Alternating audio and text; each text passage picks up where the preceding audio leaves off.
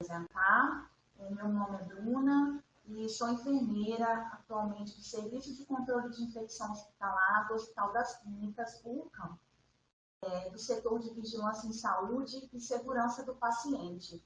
E sou especialista em controle de infecção pela Unifesp. Então, vamos iniciar, a nossa web. Então, como é de conhecimento de muitos, a Covid-19 ela é uma doença causada pelo novo coronavírus, SARS-CoV-2, e apresenta um espectro clínico que varia de infecções assintomáticas a quadros graves, desde uma síndrome gripal simples, até uma síndrome aguda respiratória grave. Esse vírus, coronavírus, ele é transmitido de pessoa a pessoa por meio de gotículas de saliva ou secreção nasal, quando uma pessoa infectada, e essa pessoa pode estar doente ou assintomática, ela fala, tosse ou espirra. E é uma grande preocupação esse vírus devido ao seu alto índice de transmissibilidade.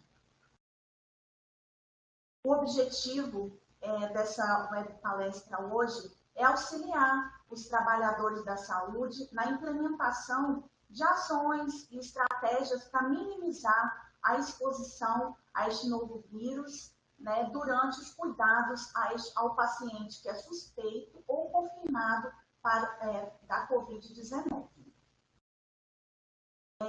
É muito importante a gente começar essa fala frisando quais são as vias de transmissão, qual é a forma de transmissão desse vírus, para a gente não se confundir e trabalhar de maneira errônea.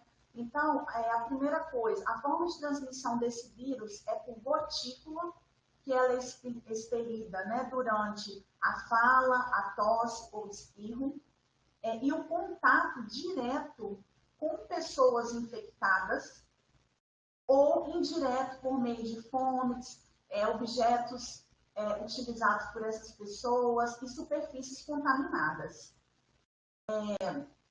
E aí, por meio do contato indireto com esse meio, com a superfície, com objetos, a gente leva a mão, que é um veículo de transmissão de micro-organismos, até olho, nariz e mucosa. E aí, como esse vírus tem esse tropismo, pode ocasionar essa infecção nesse indivíduo.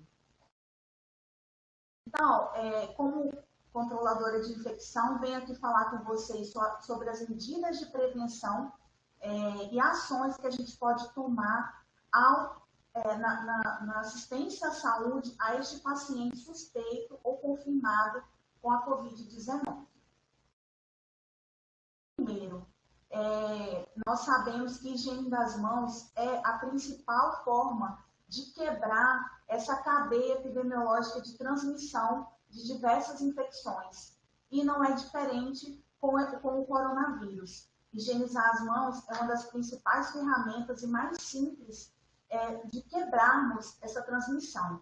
E a gente sabe que essa higiene das mãos ela pode ser feita tanto com álcool 70 na forma de gel, spray, líquido, quanto com água e sabão. E sabemos, que não adianta a gente higienizar as mãos se a gente estiver portando adornos nas mãos, porque adornos é uma forma de albergar esses micro-organismos. Então, nós precisamos retirar todos os tipos de adornos para que essa higiene das mãos seja realmente efetiva. Nós estimulamos o uso do álcool 70, principalmente quando as mãos não estiverem visivelmente sujas, porque o álcool ele está disponível em pontos estratégicos da assistência. A realização da técnica de higiene das mãos com o álcool 70 é muito mais rápida e eficaz. Então, rápida porque de 20 a 30 segundos a gente consegue higienizar as mãos com álcool e conseguir reduzir a carga microbiana e até inativar os micro-organismos. Aqui nesse slide, número 8, colocamos qual é o passo a passo da higiene das mãos, porque nós devemos higienizar todas as partes das mãos, friccionando palma a palma, dorso das mãos, polegares, leitos unguiais, polpas digitais, então contemplando todas as partes para que esse ato seja seguro para os profissionais e quem também não é profissional da saúde. Dando continuidade às formas, né, as medidas de prevenção medidas de prevenção a esse vírus, nós temos que estabelecer, ao tratar do paciente, algumas precauções devem ser instituídas neste ambiente de assistência. Para os pacientes suspeitos ou confirmados da Covid-19, a gente precisa tratar esse paciente devemos implementar a precaução para gotículas, precauções para contato. Ao longo dessa apresentação, eu vou destrinchando cada uma. E caso o paciente seja submetido a algum procedimento que gere aerossóis, como intubação, traqueostomia, nebulização, ressuscitação cardiopulmonar, a coleta de amostra nasotraqueal para coleta de material para PCR, né, de vírus respiratórios, realização de pronação desse paciente e a desconexão do paciente do ventilador, entre outros procedimentos, né, que são todos citados aí, assim como alguns procedimentos cirúrgicos. Quando acontecer esses casos, nós devemos estabelecer a precaução para aerossóis desse paciente. Aqui no Hospital das Clínicas, nós instituímos essas 3 identificações para os quartos dos pacientes, essas plaquinhas, né? Então, para quem é aqui do hospital, já conhece. A azul é para gotícula, a vermelha para aerossóis e a roxa para a precaução específica, né, para o Covid-19. Para realizar, né, essas medidas essas precauções, ao tratar do paciente com suspeita ou confirmado para a Covid, nós devemos estar paramentados com equipamentos de proteção individual corretos, né? E para isso nós precisamos saber quais são as indicações desses EPIs. Primeiro, nós vamos citar o uso das luvas, que neste contexto de epidemia da Covid-19, deve ser utilizada em qualquer contato com o paciente ou seu entorno, porque este paciente ele também precisa estar em precaução de contato. Nós também devemos usar ou o óculos de proteção ou um protetor facial, que é conhecido como viseira ou face shield. Esses EPIs devem ser utilizados no momento em que houver risco de respingo de sangue, secreções corporais, excreções. Também temos o EPI, que são o capote, né, ou avental, de gramatura mínima de 30, que são indicados ao realizar cuidado ao paciente para proteção da roupa e da pele do profissional. E nos casos em que tiver contato com vômitos em grande quantidade, né, vômitos, diarreia em grande quantidade, hipersecreção orotraqueal, sangramentos e o banho no leito convencional com bastante água, nós devemos usar o capote impermeável. Então, o profissional precisa julgar, né, qual tipo de procedimento ele vai realizar para indicar qual capote ele deverá utilizar. Outro EPI que deve ser utilizado é o gorro e o propé. Indicados o gorro para proteção do cabelo, da cabeça do profissional, e o propé, aqui no CAN, a gente está usando, né, para proteção dos sapatos dos profissionais. E o que gera muita dúvida, né, dos profissionais é quando sobre as máscaras, né, cirúrgicas ou respiradores PFF2 N95. Essas também vão ser utilizadas no cuidado a este paciente. Então, vou falar de cada uma dessas duas máscaras e quais são os cuidados com as mesmas. Primeiro, a máscara cirúrgica. Essa máscara cirúrgica, no ambiente hospitalar, ela deve ser utilizada durante todo o turno de trabalho. E nós indicamos a utilização da máscara cirúrgica para os pacientes sintomáticos respiratórios, se for possível o seu uso. Se o paciente conseguir ficar com essa máscara, ele deve utilizar. Instruções de uso. Essa máscara cirúrgica, ela deve cobrir todo o nariz e boca, um ajuste, ajustar de forma que minimize o espaço entre a face e a máscara. Enquanto estiver em uso, deve-se evitar tocar nessa máscara. Caso seja necessário, nós temos que higienizar as mãos antes e após tocar na máscara.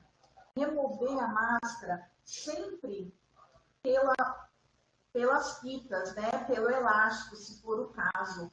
Nunca tocar nessa parte da máscara, sempre removê-las pelas hastes. Essa máscara, ela vai ser utilizada ao longo do plantão, pode ser trocada sempre que estiver suja ou úmida e ao final de cada turno de trabalho. E aí, uma observação importante, que nós, na área da saúde, no ambiente assistencial ao paciente, não devemos utilizar a máscara de tecido. Agora eu vou falar do cuidado, né, com as máscaras do tipo respirador, PFF2 ou N95.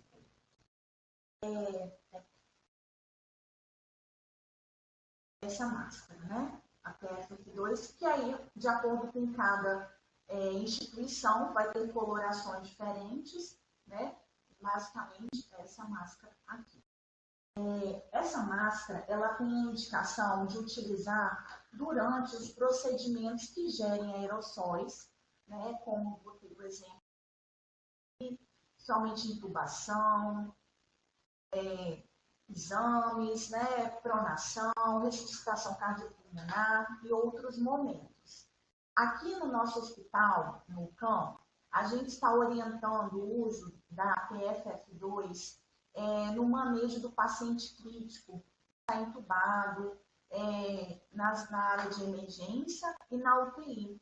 E também indicamos naqueles ambientes onde houver o risco de aerossolização e é um ambiente aberto. Então, também precisa utilizar essa máscara.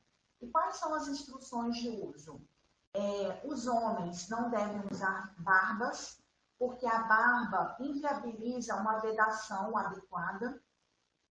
As mulheres, evitar utilizar maquiagem e cremes faciais, porque isso vai sujar, umedecer a máscara, reduzindo o seu tempo útil. A máscara é de uso individual, né? Não pode ser compartilhada. Essa máscara tem que ser colocada na face e não pode ser colocada uma máscara cirúrgica por debaixo. Tem que ser direto no rosto. Eu devo higienizar minhas mãos antes e após manipular essa máscara, para evitar a contaminação desta. Evitar tocar na máscara, no corpo da máscara, tanto na parte interna quanto externa, para não acontecer essa contaminação. E o profissional deve, toda vez que colocar a máscara, realizar o teste de vedação, para verificar se essa máscara realmente está adaptada ao rosto. Como retirar? A retirada é muito importante, porque para evitar a contaminação dessa máscara. Retirar sempre pegando pelo elástico da máscara. Essa máscara, sempre pegar por esse elástico da máscara. Essa máscara deve ser acondicionada numa folha de A4. A cada troca deve ser feita uma nova troca. A cada colocação retirada da máscara, deve ser feita uma nova folha A4. O profissional vai grampear as laterais dessa folha A4 e colocar o nome na folha A4, nunca escrever na máscara, e guardar em local seco e arejado. A gente tem orientado a utilização de vasilhames no setor, vasilhame aberto, para manter essa máscara viável e no ambiente adequado. Em relação a outros cuidados, nós temos que, neste momento, né, em que nós estamos vivendo um momento de uma pandemia, o uso dessa máscara PFF2 ou N95 se dará por um período maior do que o habitual recomendado pelo fabricante, devido a esse momento, né, de pandemia. Ser um insumo que está sendo utilizado por todo o mundo e por ser um insumo finito, né? Mas é muito importante que o profissional faça uma inspeção visual dessa máscara antes de utilizá-la, verificando se ela está úmida, se ela está suja, rasgada, se o elástico está frouxo, se a vedação não está sendo adequada. Se o profissional verificar isso, ele precisa trocar a sua máscara e ter uma nova máscara, substituí-la. Nos procedimentos em que gerem gotículas, nós orientamos que utilize o protetor facial, para que a gente reduza o risco de respingo a essa máscara. O profissional de saúde não deve utilizar uma máscara cirúrgica sobreposta a essa máscara PFF2. Por quê? As pessoas relatam que isso está protegendo a máscara PFF2. No entanto, não há nenhuma comprovação disso. Isso não garante que não vai ser contaminada. Além disso, nós estamos usando um insumo tão importante, dois insumos tão importantes no momento de pandemia, de uma forma errônea, porque usar duas máscaras não nos garante uma maior proteção também. Dentro de um ambiente hospitalar, nós não devemos usar a PFF2 com válvula de expiração. Por quê? Porque isso pode resultar numa contaminação do ambiente e dos demais colegas. Porque quando eu uso essa máscara com válvula, o meu ar expirado está saindo e contaminando todo aquele ambiente ou os demais colegas. Chego num momento agora de explicação de como se paramentar com esses EPIs que eu citei. Esse momento é muito importante e já sabe que o momento da desparamentação é o momento que os profissionais mais se contaminam. Então, eu trouxe aqui para vocês uma sugestão de paramentação que nós estamos usando no nosso hospital, mas existem diversas orientações, diversas formas de realizar essa paramentação. O importante é que o profissional realize essa paramentação de acordo com o tipo de precaução do paciente, fazendo de forma tranquila, calma, respeitando cada passo a passo, higienizando as suas mãos ao retirar essa paramentação para a gente reduzir o risco de contaminar. Então, tem a sugestão aqui de paramentação, vocês fiquem à vontade. Logo em seguida, também temos 2 vídeos onde nós fizemos uma sugestão de paramentação em ambientes com antessala e sem antessala. Só frisando que dentro do quarto, independente se tiver antessala ou não, nós iremos retirar capote, luvas, tropé, e do lado de fora desse quarto, se ele tiver antessala, vai ser feito na antessala, ou se ele não tiver antessala, ele vai ser feito numa área ali onde vai ser demarcada para retirar a paramentação da face, da cabeça.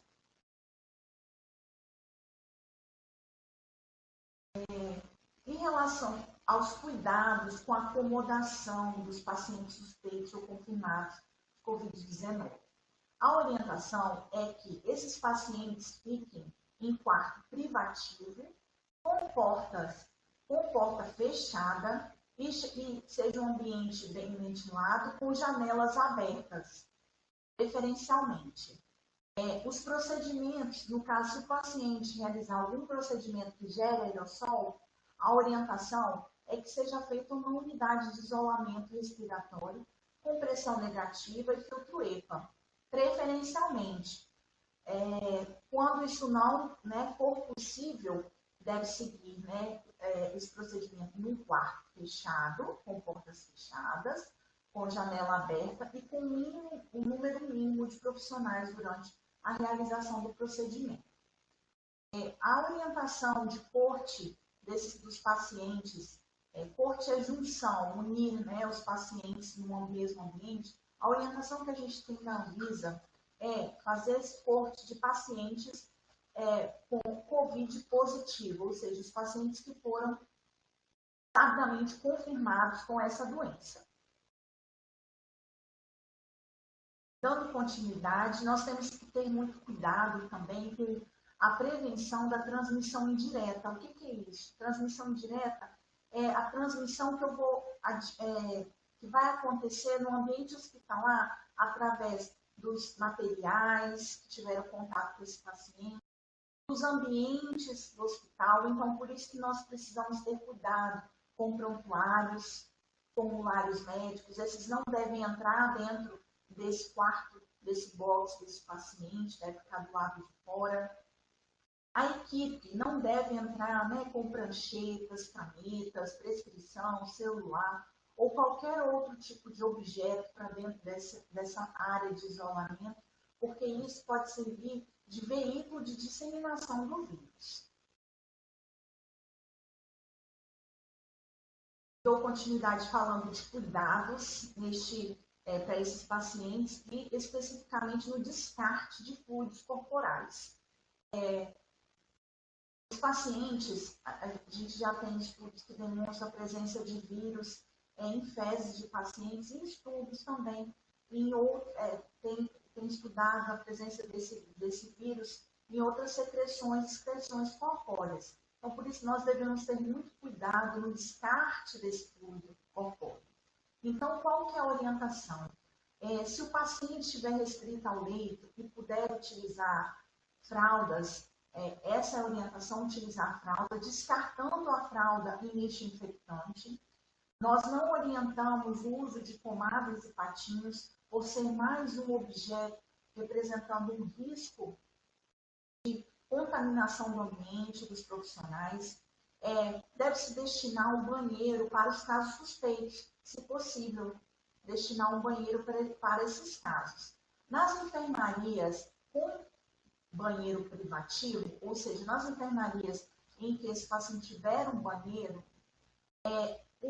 os débitos de drenos, aspirados traqueais, diurese, secreção traqueal deve ser desprezado no vaso sanitário, deve-se abaixar a tampa, dar a descarga e fechar a porta desse quarto.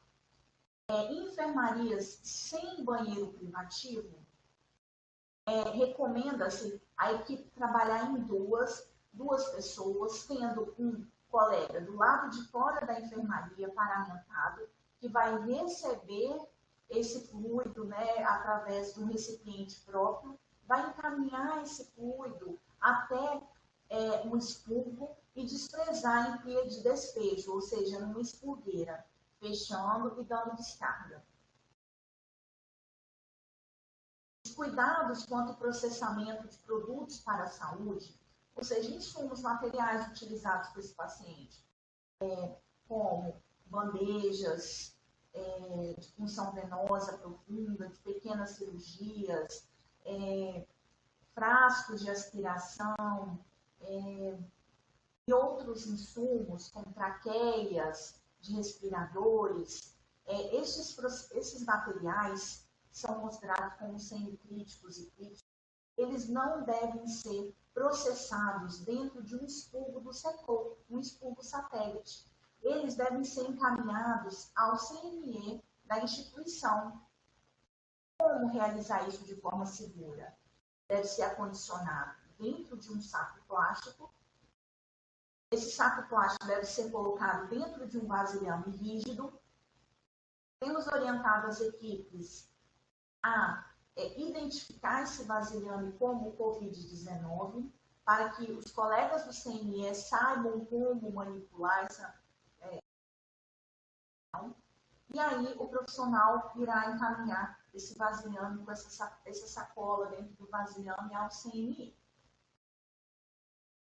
No CNE, os profissionais que trabalham neste setor, eles estarão paramentados como se fossem manipular materiais de forma que produzisse aerossóis. Então, por isso, como tem esse risco de produzir aerossóis no momento da limpeza destes materiais, nós orientamos que esses profissionais devem usar máscara PFF2, avental impermeável, para manipular muito água, né? Luvas emborrachadas, sapatos impermeáveis e fechados, touca, óculos, protetor facial. E recomendamos que, sempre que possível, optar por métodos automatizados de limpeza, ou seja, utilizar uma termodesinfectadora. Caso isso não seja possível, realizar métodos de limpeza que causem menos aerosolização de partículas. Já em relação aos métodos usuais de desinfecção e esterilização, devem seguir aqueles métodos usuais, que são eficazes também para esse micro-organismo. Quanto ao cuidado no fluxo de rouparia e resíduos sólidos, o enxoval, é importante que a equipe, ao manipular um enxoval, uma roupa de cama desse paciente, evite agitar o mínimo possível na retirada dessa roupa suja, na manipulação dessa roupa, para evitar que esse micro-organismo se dissemine ali, né, naquele ambiente. E foi instituída aqui no nosso hospital rotas exclusivas para levar esse enxoval com containers identificados, para que as equipes possam trabalhar de forma mais segura. E, no entanto, quando essas roupas forem serem processadas, o ciclo de lavagem não é especial para esse tipo de vírus, não há essa necessidade. Quanto ao resíduo, o resíduo, para desprezar todo o material que é utilizado com este paciente, é o resíduo infectante, é uma lixeira infectante de saco branco. A gente orienta que a equipe de higienização trabalhe em dupla, porque uma funcionária, uma ASG, uma auxiliar de serviço geral, ela vai estar manipulando aquele saco plástico, né? Aquele resíduo paramentado dentro do box. E aí ela vai entregar essa sacola a uma colega que está do lado de fora, que já vai estar com um container para receber essa sacola de forma mais segura, para que a gente não disperse mais micro-organismos no meio. Também trabalhamos com uma rota exclusiva para oferecer mais segurança aos nossos profissionais. Quanto ao cuidado da higienização ambiental, sabendo da transmissão direta, né, que acontece desse vírus, não há recomendação diferenciada para limpeza e desinfecção. Na nossa instituição, a gente realiza a limpeza com detergente neutro, seguida de desinfecção com quaternário de amônio com biclonida. E, então, a recomendação é a mesma. Só que é importante a gente intensificar a limpeza das áreas mais tocadas, das áreas onde ocorre maior contato, como maçanetas, como dispensadores de álcool, dispensadores de sabão, dispensadores de papel, como bancadas, teclados de computador, entre outros. Então, é importante que isso seja intensificado para a gente reduzir o risco de ter contato com esse vírus. Uma orientação que a gente realiza na nossa instituição é que o box, a enfermaria ou a sala operatória que tiver o filtro EPA, ela deverá ser limpa após 2 horas de exposição dessa sala a esse filtro EPA. Então, depois de 2 horas sem o paciente dentro dessa sala, a equipe de higiene com o filtro EPA ligado, a equipe de higienização entra e realiza a higienização paramentada, com a paramentação completa, com a máscara PFF2. Caso este ambiente, desculpa, gente, só me retratar aqui que eu falei 2 horas, não é? Com o filtro EPA, só é necessário esperar 40 minutos, conforme a apresentação aí. Sem o filtro EPA, é necessário esperar 2 horas para realizar a limpeza.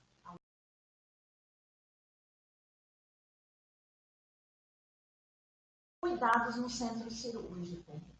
Alguns cuidados são necessários também neste ambiente em que ocorrem muitos procedimentos com formação de aerossóis, com aerosolização.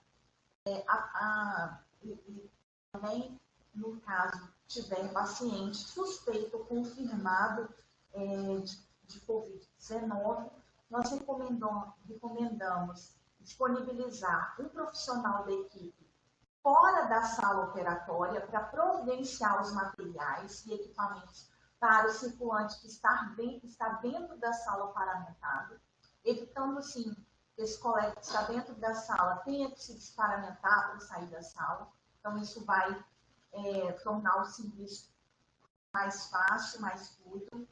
Se o paciente for um paciente sintomático e, se for possível, deve-se colocar a máscara cirúrgica nesse paciente. É recomendado, se disponível, que a cirurgia deste paciente ocorra em salas com pressão positiva ou negativa e filtro EPA. Os aparelhos de anestesia, digo aparelho de anestesia porque o momento da intubação do paciente para realizar uma anestesia entra muito em contato com gotículas e aerossóis. Mas todo e qualquer equipamento que for possível ser protegido com plástico descartável é importante para reduzir a contaminação desse equipamento. A recuperação pós-operatória deste paciente deve ocorrer dentro da sala operatória, e este paciente se manter de máscara cirúrgica, se ele for um sintomático. Aqui eu trouxe uma tabela para resumir qual a paramentação de acordo com a situação. Em situações em que houver procedimento com risco de aerosolização, quais são esses riscos numa sala operatória? Intubação orotraqueal, cirurgias da cavidade oral, cirurgia da faringe, laringe, tórax, cirurgias abdominais com acesso ao trato gastrointestinal, laparoscópicas ou cirurgias abertas. Todas essas têm um potencial risco de produção de aerossóis. Então, para essa equipe, a paramentação deverá ser feita de forma completa. O que é completo? Máscara N95 equivalente, protetor facial ou óculos de proteção, avental, luva e propé. Então, deverá usar a N95 PFF2. Os pacientes que são sintomáticos, suspeitos ou confirmados da COVID, também deverá usar toda a paramentação citada e também a PFF2. Os pacientes assintomáticos, se não houver nenhum procedimento que gere aerossóis, os colaboradores podem utilizar a máscara cirúrgica. No entanto, se houver um procedimento que gera aerossol, essa pessoa, a equipe deverá utilizar a PFF2 e as demais equipamentos. Situações de emergência em que a triagem desse paciente para sintomas respiratórios não for possível, nós também deveremos usar máscara PFF2 ou equivalente, protetor facial, óculos e os demais equipamentos, como eu citei aqui. Aqui falo um pouco sobre cuidados quanto à oxigenoterapia.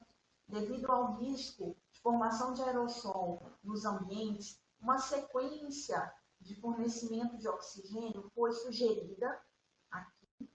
Então, se um paciente está dispneico, saturando, precisa de uma suplementação de oxigênio, devemos iniciar oferecendo um catéter nasal com, no máximo, a oferta de 6 litros por minuto, sem água no copo do umidificador.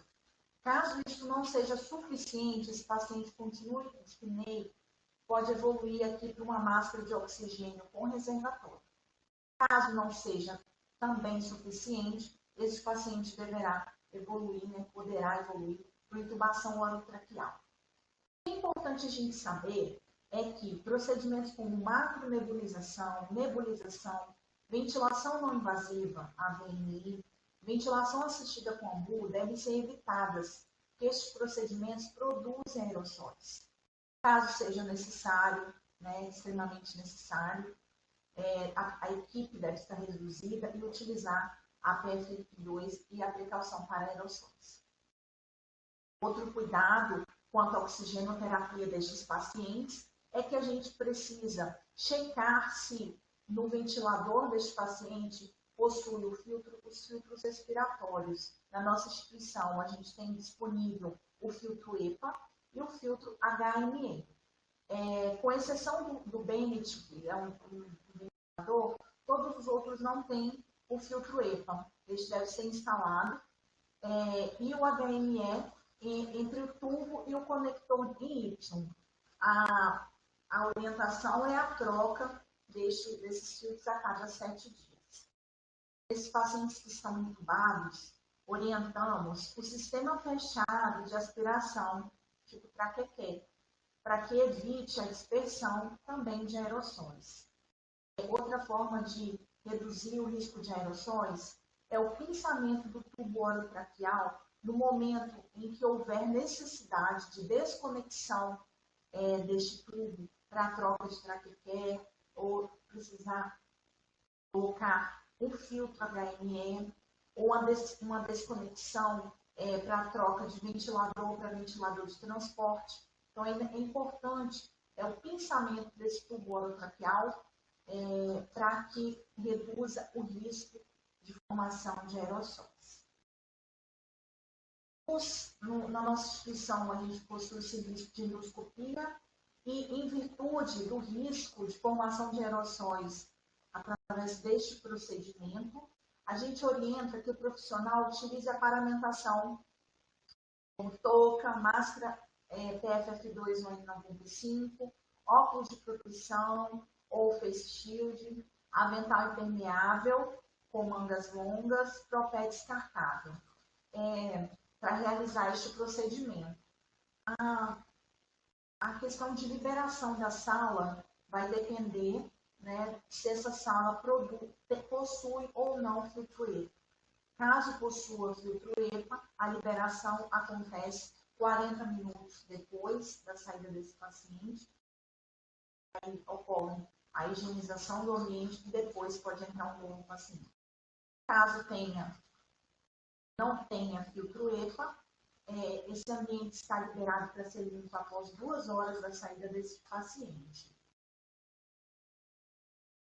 Quanto aos cuidados, procedimentos e exames de imagem, setor de imagem, tomografia, radiologia, ultrassom, o EPI que essa equipe deverá utilizar é o EPI de acordo com a precaução deste paciente. Essa sala, onde foi realizado esse procedimento de exame, estará liberado da seguinte maneira. Se o paciente utilizou máscara, essa sala está liberada logo após a limpeza concorrente dessa sala. Se por acaso este paciente estava intubado, deverá ser, como nossas salas de exame não possuem filtro EPA, deverá esperar 2 horas, realizar a limpeza depois e depois liberar essa sala. Orientação no caso de óbito.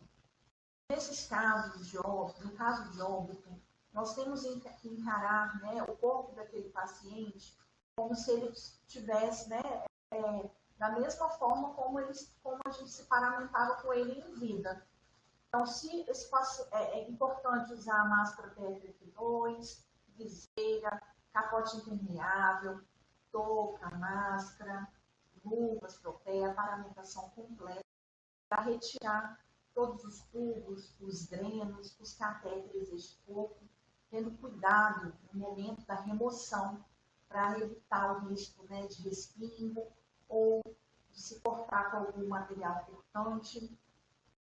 É importante limpar todos os orifícios de drenagem, de secreção de feridas, punções venosas. É importante fazer ali um curativo para conseguir reter as secreções desse paciente. É importante tampar, né, bloquear todos os orifícios, transparente não estéreo, com uma cobertura impermeável, né, desse paciente. Esse corpo deverá ser envolto em um lençol específico para essa situação, não é o lençol da nossa assistência, é um lençol e depois esse corpo precisará ser posto, né, em 2 capas mortuárias. Este paciente tem que ser identificado em cima do seu tórax com uma identificação e outra por cima da última capa mortuária. É importante que a gente faça uma desinfecção da capa mortuária pelo lado de fora, friccionando com álcool a 70, para a gente reduzir o risco, né, de contaminação ambiental no momento em que esse corpo está sendo levado. Então, eu finalizo aqui a minha apresentação. Aqui são as referências. Vocês podem ver.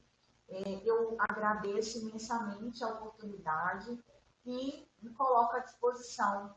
Nesse momento, muitas coisas são novidade, e juntos a gente vai tentando pensar em estratégias para que a segurança dos nossos pacientes e dos nossos profissionais seja mantida, e que a gente possa fazer com muita responsabilidade, né, todos esses cuidados aos nossos pacientes. Muito obrigada.